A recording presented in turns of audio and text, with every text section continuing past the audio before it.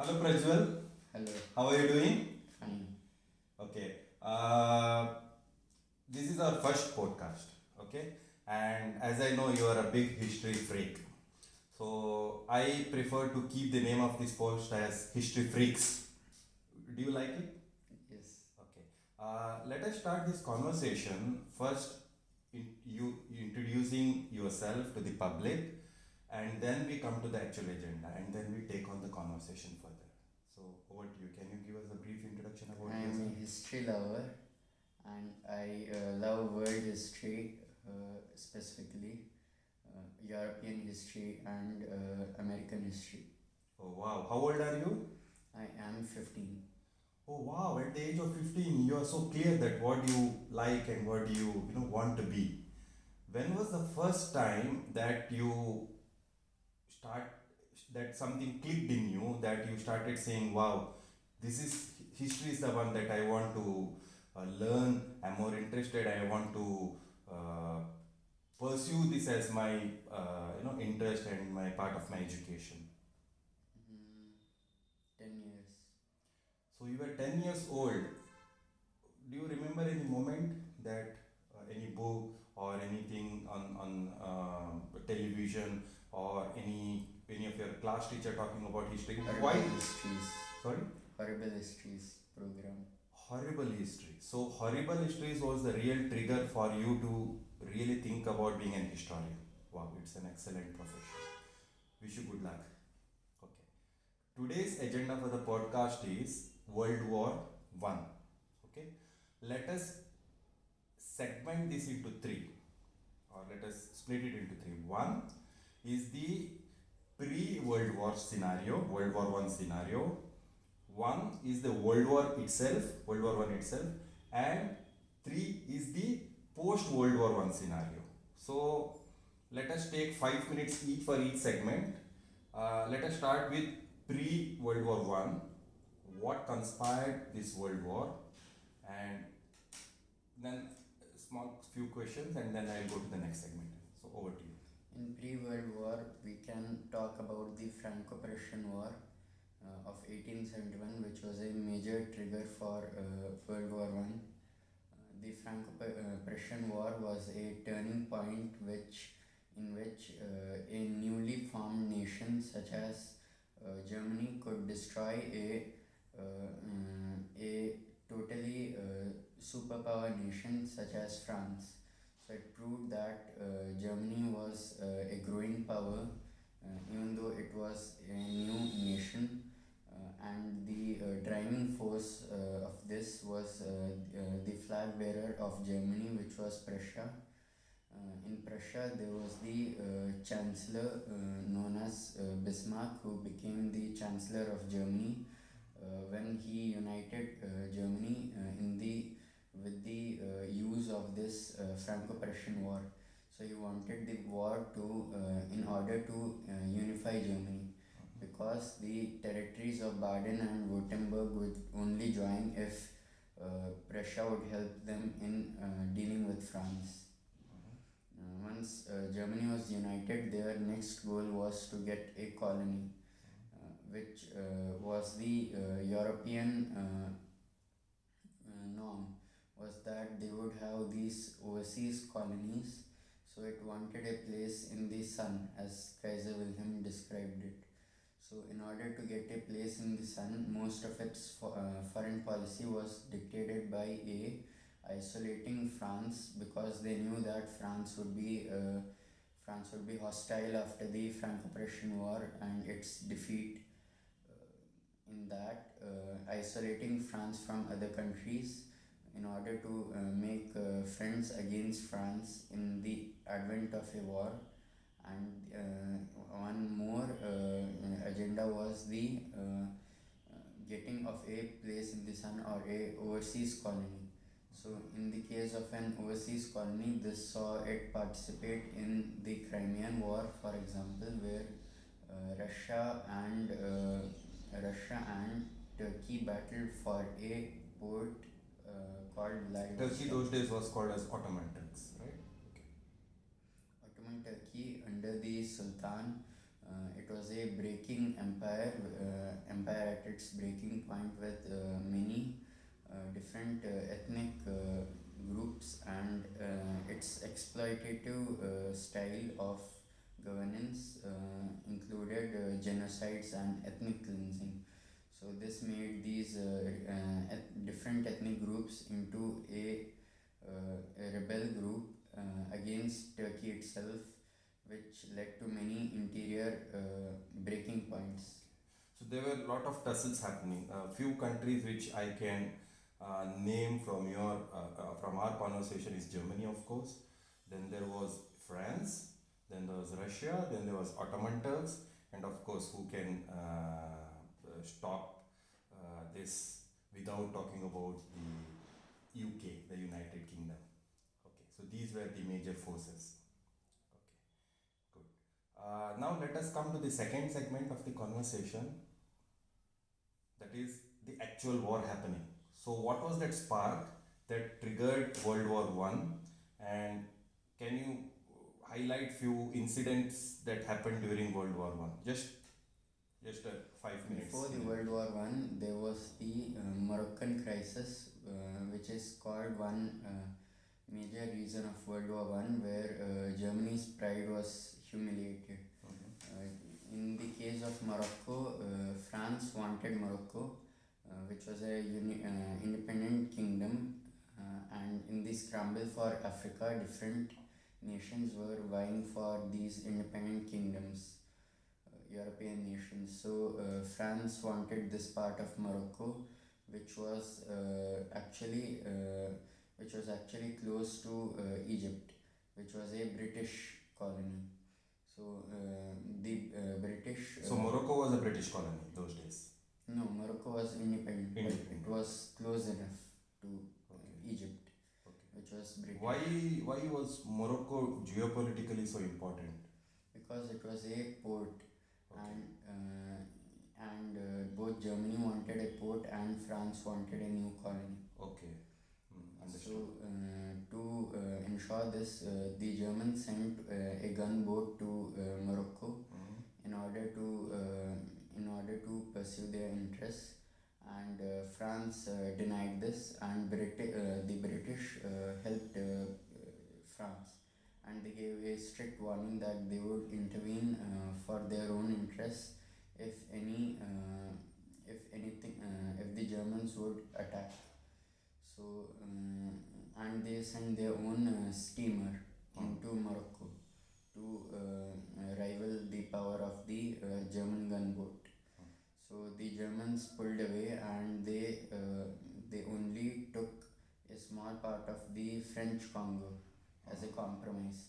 So this what this did was it created a hatred towards Britain in Germany, and in Britain and France it strengthened their alliance. Okay. Then what was the? I mean, these were of course in the background that were triggering sort of what you can say unrest in that particular region. What was the main reason which really officially started World War One? The main immediate cause of World War One was the assassination of Archduke Franz Ferdinand in Bosnia. He was from which region? He was from Austria. Austria and Hungary were one those days. Although they were one, they were under the supremacy of the Austrians. The Hungarians had their own parliament, and they had a dual monarchy system, but the Austrian side was much more authoritative, and Hungary was supposed to follow. He was the secondary. Okay. So And- he was assassinated by Gavrilo Princip, who was a Serbian. Serbia. So Serbia was against Austria, and Why? how this Because escalated then? Serbia was against Austria because of the Balkan War, which had occurred, in which Serbia was emerging as a bigger power. So Serbia had got a lot of gains in this Balkan War, and its territory had increased dramatically, and it wanted to create a greater Slavic nation, Okay. which we see later on as Yugoslavia. So this was its plan even during 1930. Okay. So to fulfill this objective, it wanted to rival Austria-Hungary Austria. because there were many Serbs living in the region of Bosnia Hmm. where the assassination occurred. Okay. Who backed Serbia? Because Serbia itself was not a big country who could really take head on with such a big empire, Austria-Hungary, and Germany was always in support of Austria-Hungary, right? So, what was the who was behind Serbia that was really helping them, or Serbia could count on? Serbia was Did they have any pact or something? Serbia did not have any such pact, but they were supported by the Russians.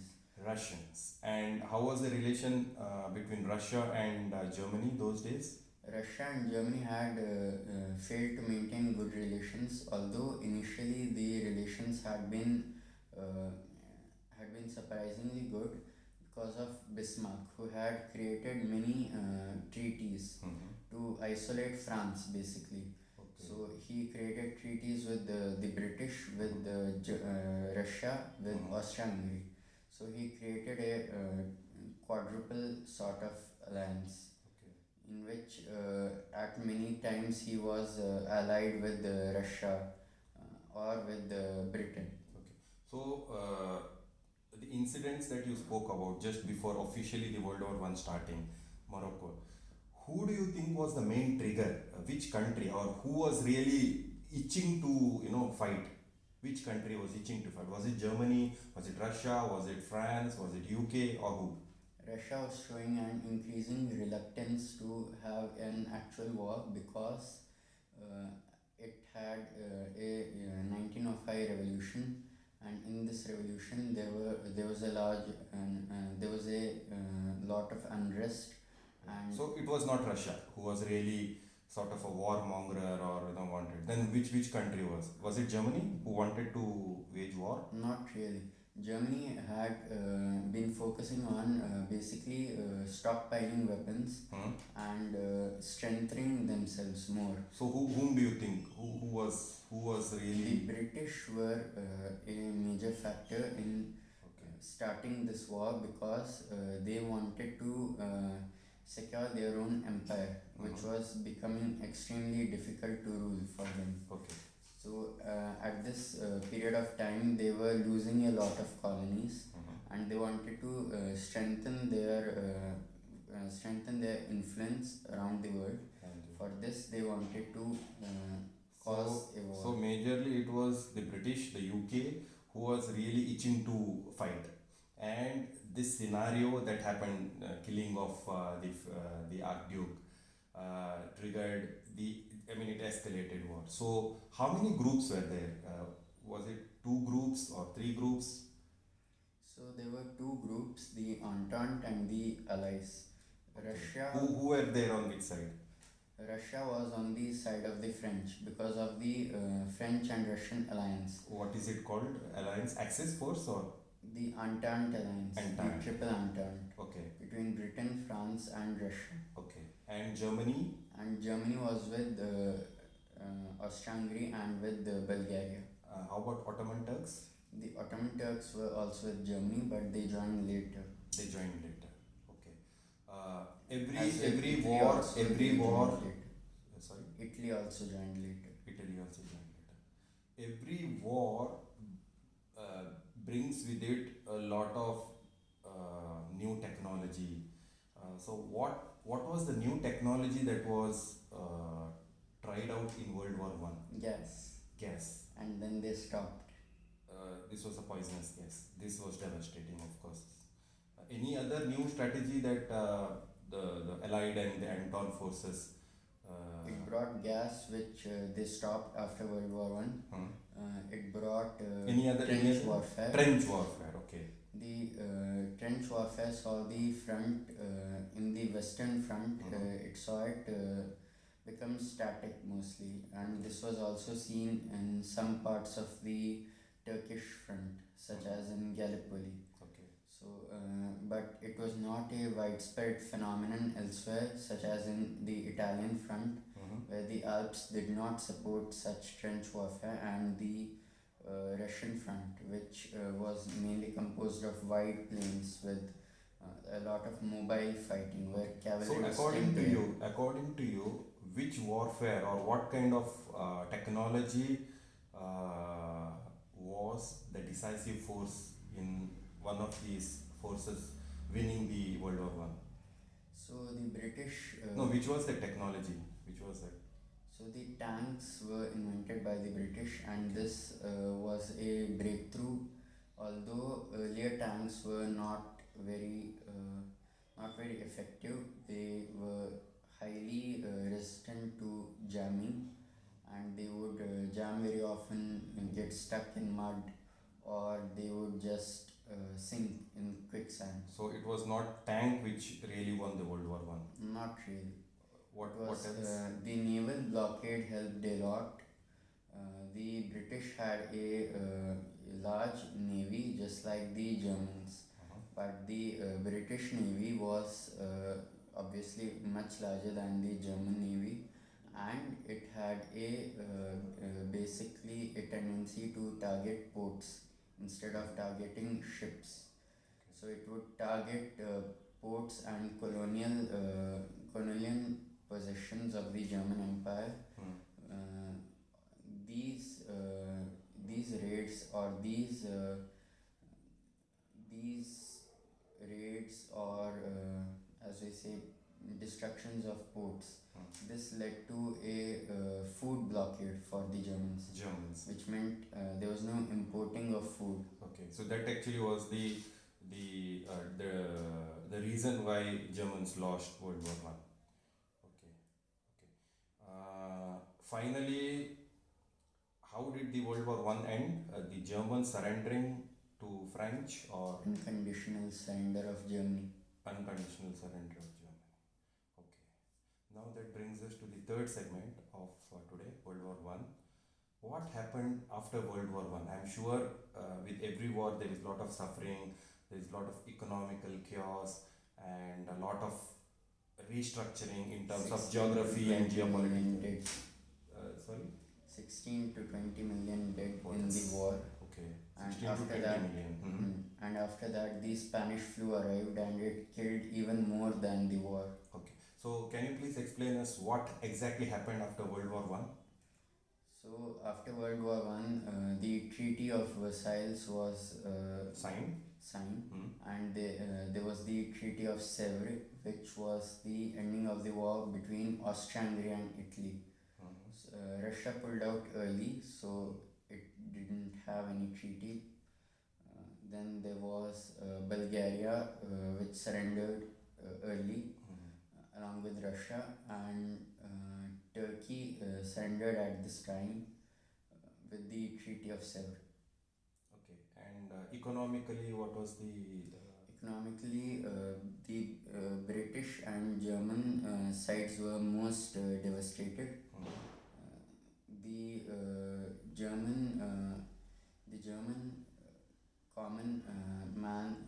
German common man suffered most, and the middle classes uh,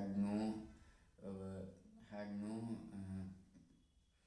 no privilege now over the poorer class which they had before. So economy completely collapsed, especially in Germany and in Britain. Okay. I have heard about inflation. I've heard about something called as what is it called, depression, the were these the reasons of World War One? No. Outcomes of World War One, the Great Depression and the inflation crisis. One, Inflation could be one of the reasons because Germany lost. They had to give a lot of money. They had to surrender a lot of territories. I'm sure there might have been an economic crisis there, so that could have led to inflation. How about the Great Depression? Because Great Depression is something which happened 1920. entire globe. Yeah, 1920. Is this the reason or the outcome of the World War One? What do you say? What is your opinion? Not really. The Great Depression is mostly a different topic, but Mm. it was influenced in certain parts by the World War, not in the US, but in certain parts like Germany. So Germany was already so devastated, and the Great Depression absolutely weakened it even more. So in Germany, the reparations that they had to pay for starting the war and the war guilt costs, which made them the sole reason for the war. So this was the main humiliation that they faced at the end of the war. Okay. Okay. Now, yeah, we are coming to the last ending because we are running out of time. We are we are quite good in terms of time management. I was planning to have it in 20 minutes, but nevertheless, it was quite a interesting conversation. Prajwal, impressive. I'm really impressed with the amount of knowledge that you have. I wish you good luck.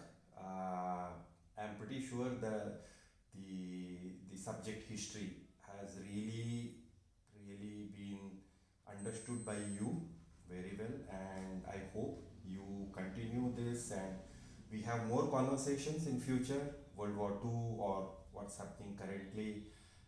Wish you good luck and see you next time. All the Thank best. you.